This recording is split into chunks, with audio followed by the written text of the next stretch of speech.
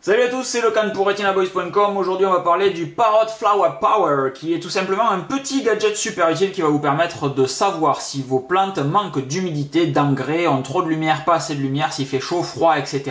Avec plein de petits capteurs. Comme vous le voyez, il y en a ici, il y a également une petite cellule photosensible ici sur le dessus qui va vous permettre de savoir s'il fait trop soleil ou pas assez soleil pour vos plantes.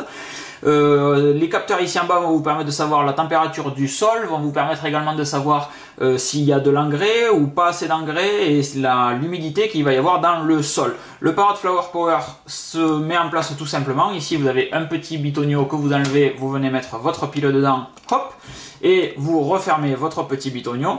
Une fois que ceci est fait, le Parrot Flower Power va démarrer. Vous le voyez, une petite lumière qui s'allumait. L'application iOS est particulièrement bien faite. Vous avez en bas les différents Flower Power, vous voyez qu'il détecte automatiquement le nouveau que je viens d'associer et va me permettre facilement de pouvoir l'associer à une plante. Donc je viens toucher ceci, je peux ajouter une plante ici, je viens dans la base de données par exemple de plantes et je viens choisir si je veux un citronnier. Donc moi je suis en anglais donc je vais taper citrus et je vais avoir, comme vous le voyez, pas mal de citrons différents. Je peux choisir celui-là si je veux.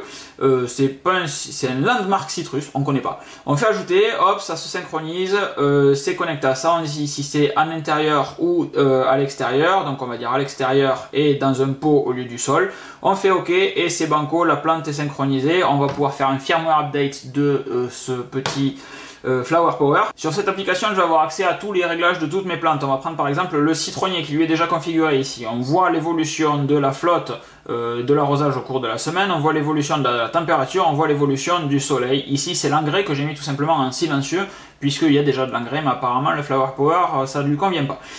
Si je viens par exemple sur l'eau, j'ai également un mode live ici qui va pouvoir, en se connectant automatiquement en Bluetooth sur mon petit Flower Power qui est dans le pot là-bas, m'afficher les données d'humidité, etc. Voilà, donc on a 22% d'humidité dans le sol.